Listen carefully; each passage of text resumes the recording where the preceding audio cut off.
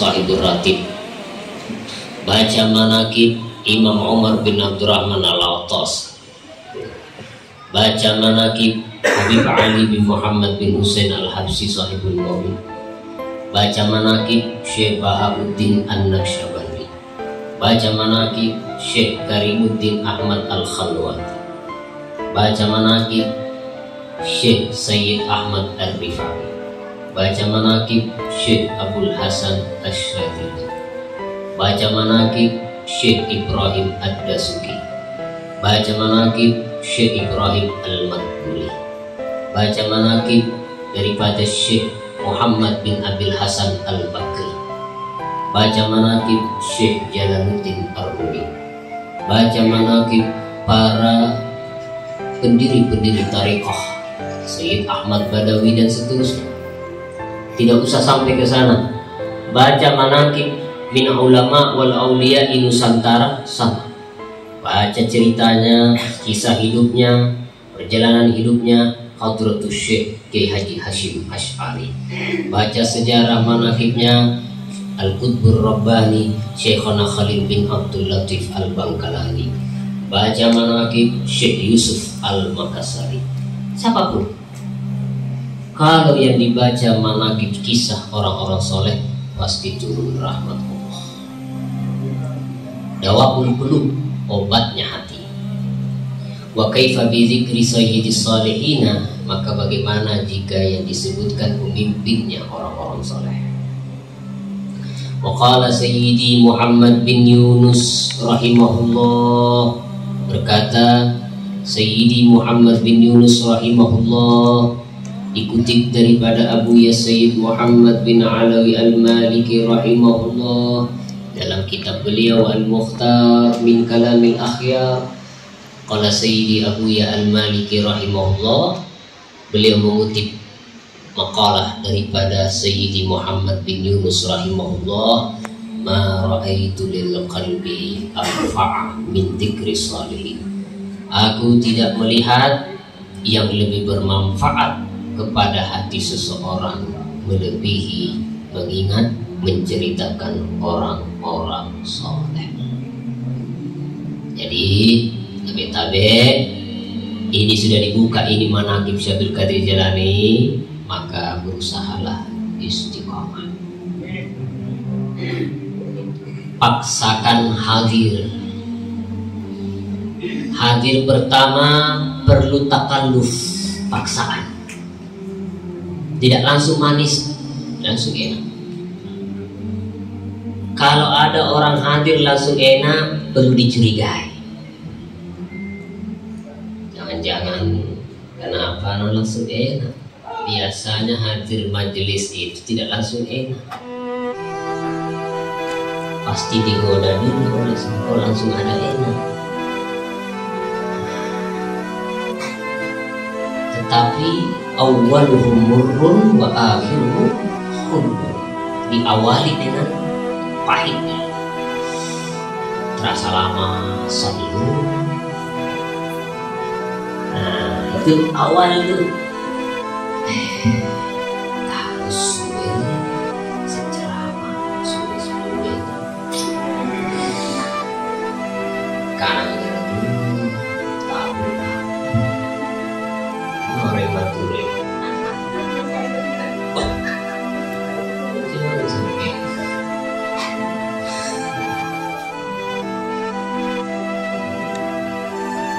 zikir udah, manaqib sudah, istighosah sudah, qasidah sudah, maulid sudah, lanjut ceramah.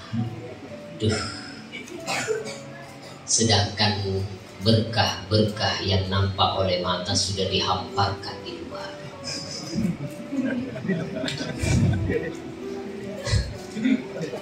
Dari tadi dihampar. Coba bayangkan, yang hadir sudah lapar, lalu hadiahnya dihamparkan, begitu besar godaannya. Baru ditambahi lagi ceramah.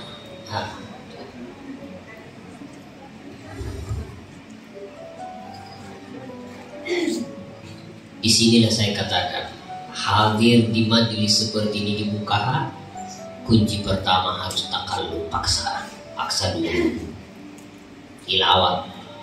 Jadwal manakib seminggu lagi sudah diumumkan. Aduh, manakib lagi orang ini, lama-lama. Ada tuh ya yang bilang, apa yang dibaca? Oh baru masih lama. Ada juga karena tidak enak, sudah nanti dicari terus tidak enak, jadi ya, ditahan-tahan. Tidak apa-apa, itu pertama begitu. Tapi lambat laun, kalau lazzatul munajah telah diberikan, sekalipun hanya sedikit, maka Anda akan menjadikan tempat acara seperti ini adalah sesuatu yang tidak akan pernah kita tinggalkan lagi. Makanya bagaimana cara bisa menggali itu hakikat dan isinya? Berusaha pertama kali memaksakan tubuh hati. Jasadmu paksakan dulu. Paksakan, pokoknya badan harus hadir. Mau mata tidur, mau menunduk, mau ganti posisi kaki ke sana lagi, belok lagi sana, terserah. Urusan mau ambil gaya apa terserah, yang penting badanmu ada dulu hadir. Mau sambil nyandar, mau sambil bolak-balik sudah, toleh kanan kiri ke apakah, lihat-lihat jangka sudah, biarlah, paksakan dulu. Mau model apa saja terserah, yang penting jasadnya dikurung dulu di sini. Sebulan sekali kurung dulu. Lambat laun Allah melihat kesungguhan kita, maka Allah akan membuka sedikit dari isi. Kalau sudah dibukakan, maka Anda akan menjadikan majelis ini akan menjadi raudhatun min riyadil jannah. Kan namanya surga pasti orang betah. Nah, majelis zikir itu taman-taman surga. Nah, kenapa orang tidak betah di surga? Gelisah mau pulang semua. Gelisah sudah mau cepat selesai. Katanya ada di surga. Orang kalau dari surga itu betah di dalam. Kenapa? Baru dimulai acara bisa lunak. Kalau ada orang berpikir lamanya di surga. Ini pakai. Itu tandanya berarti taman surganya belum masuk ke dalam hati kita. Baru dilihat oleh mata, tapi belum masuk ke hati. Apa artinya yang indah kalau hanya sekilas di mata, tidak sampai ke hati? Tidak berharga. Biar bagaimana indahnya barang, kalau hanya dilihat oleh mata, tapi tidak dilirik oleh hati, tidak berharga. Biar hebatnya majelis, dilihat oleh mata, kalau tidak sampai ke hati, tidak tahu harganya. Ada dilihat pun, sopo ibu rek, kok bercahaya. Ya. Tapi hanya sekilas di mata, tidak masuk ke hati, biasa. Nah, tugas kita pertama, hadirkan tubuh kita dengan paksaan. Lambat laun sudah ditakalluf, dipaksakan hadir. Allah melihat kesungguhan hamba ini, maka mulailah dipercikkan kenikmatannya. Imam Abdullah bin Alawi al-Hadad mengatakan, wa in rumta an tuhdha bi qalbin munawwarin naqiyyin anil aghyari faqif ala dzikri wa in lazamtahu bi tawajjuhin badalaka nurun laisa kasyamsi wal badr walakinnahu nurun minallahi wahid ata dzikruhu fil qur'ani fastaqri. Imam Hadad mengatakan, kalau ada orang ingin punya hati yang bercahaya, hatinya sudah menjadi seperti taman-taman surga, nikmat, tidak ada susah, nikmat dimanapun dia berada, selalu dalam ketenangan. Ingin punya hati yang diberi cahaya oleh Allah, suci dari segala kegundahan, kegelisahan, bersih, tenang hatinya, dipandang wajahnya teduh. Lihat Romo Kiai Asrawi, teduh wajahnya, baru lihat fotonya, teduh, adem, dingin, Masya Allah. Itu nggak dibuat-buat. Ada orang hatinya nggak tenang, cuman gayanya gaya tenang, tetap nampak. Ibarat air itu laut, nggak kelihatan ombaknya tapi deras di dalam, nggak bisa dibuat-buat. Lihat wajahnya Kiai, tunduk, enak dilihat. Ada orang tunduk, kok cibur, ketahuan. Oh luwe gitu tuh karena gaya semua. Padahal tahu tak duduk cibur ki luwe. Karena kata ulama, wa itraku tarfil aini laisa binafi'in idza kana tarful qalbi laisa bimudrikin. Wa itraku tarfil aini, tunduknya mata, tidak mandang kemana, tunduk matanya. Laisa binafi'in, tidak bermanfaat. Idza kana, apabila tarful qalbi, mata hatinya, laisa bimudrikin, tidak tunduk. Matanya nunduk, hatinya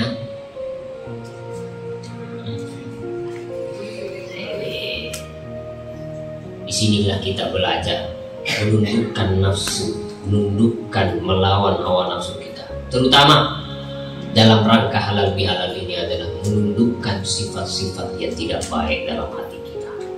Halal bihalal, saling menghalalkan kepada orang-orang lain yang kita zalimi atau orang lain yang menzalimi kita, saling memaafkan. An Sa'id ibn Musayyib an Anas bin Malik qala li Rasulullah sallallahu alaihi wasallam. Sa'id ibn Musayyib dari Anas bin Malik. Anas bin Malik mengatakan kepada Sa'id ibn Musayyib, qala li Rasulullah sallallahu alaihi wasallam. Nabi berkata sama saya, Sa'id.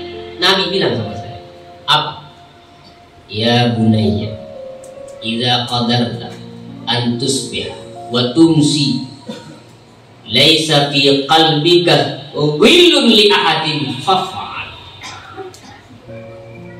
Ya bunayya, ya anakku, kata Nabi kepada Anas, wahai anakku, idza qadarta, jika kamu mampu, an tusbiha, berada di pagi hari, wa tumsi, dan berada di sore hari, laisa fi qalbika, tidak ada di dalam hati, laisa ora-ono, til qalbika, in dalam hati siro.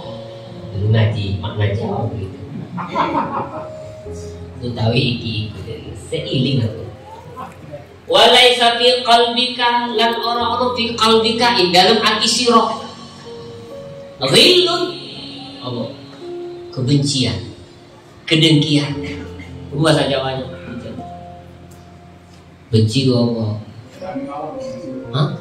Benci. Dengki apa? Ya itu wis. Yo manggono iku. Kalau di Sulawesi mana kitabnya, mana bahasa Manda. Biasa di daerah bawah. Nah, kalau saya sekarang di sini karena orang Makassar, berarti kan bahasa Makassar. Dulu di Jawa pakai bahasa Jawa, di Madura pakai bahasa.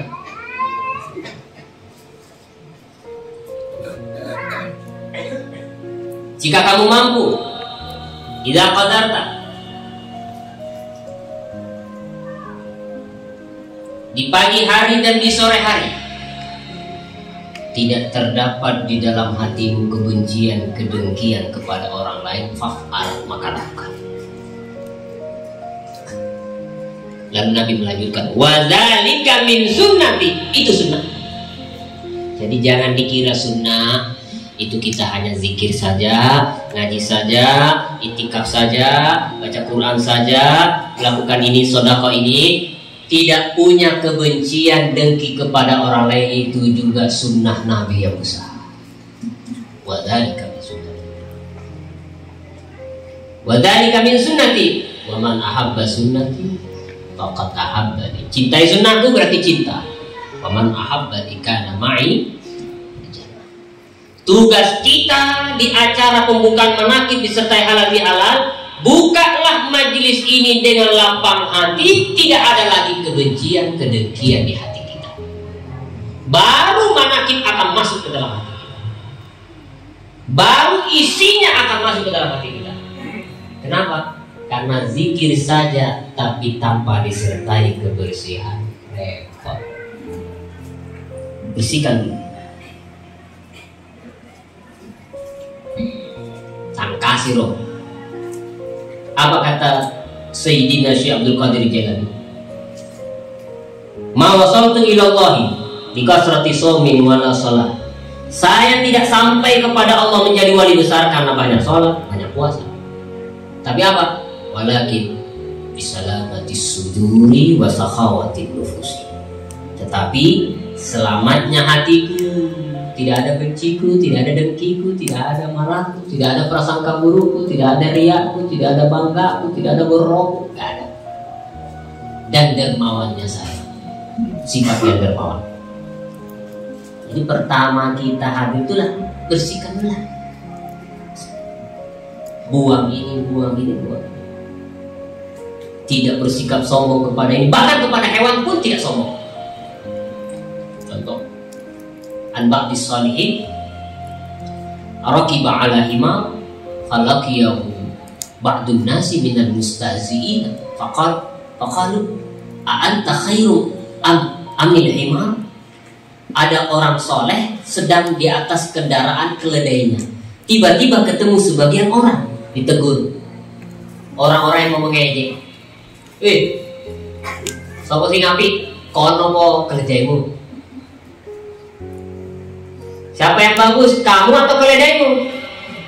Tua-tua apa? Ngeyek ya? Ngeyek ya?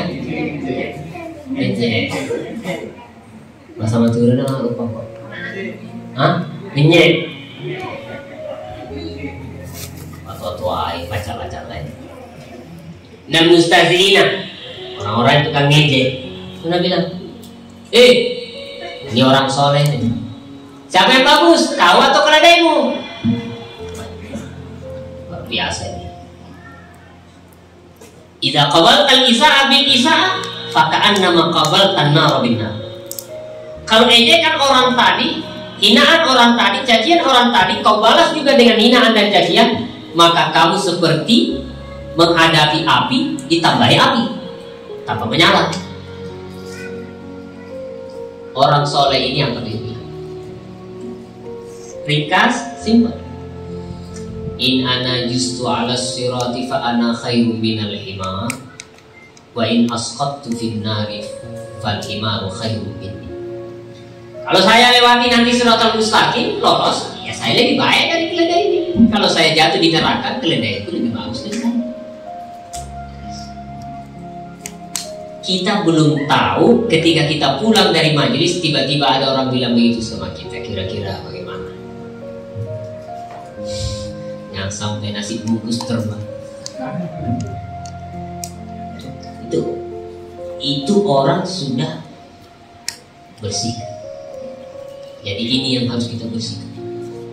Nabi SAW ketika Nabi bilang kepada sahabatnya, ala takunu ka Abi Dhamdam, ala tuhibbuna an takunu ka Abi Dhamdam, maukah kalian menjadi orang seperti Abi Dhamdam? Ya Rasulullah, wa man Abu Dhamdam? Siapa Abu Dhamdam ya Rasulullah? Maka Nabi mengatakan, kana Abu Dhamdam idza asbaha qala Allahumma inni qad tasaddaqtu bi'irdi ala man dhalamani. Abu Dhamdam itu kata Rasulullah, setiap pagi hari dia sudah doa, ya Allah, diriku ini dari kepala sampai kaki aku sudah halalkan kepada orang yang menzalimi saya. Dia mau hina, mau gosip saya, halal. Aku tidak benci, aku sudah memaafkan mereka sebelum mereka menghina saya.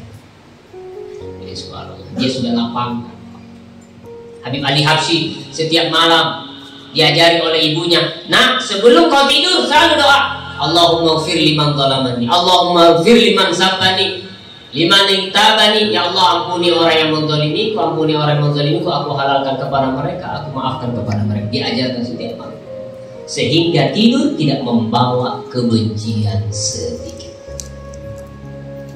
Wonge sholat, wonge hadir majelis, tapi dalam hati benci ini, benci itu.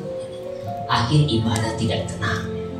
Makanya Nabi bilang, kalau kau mampu pagi sore kamu tidak punya kebencian kepada siapapun, itu masih jauh lebih baik.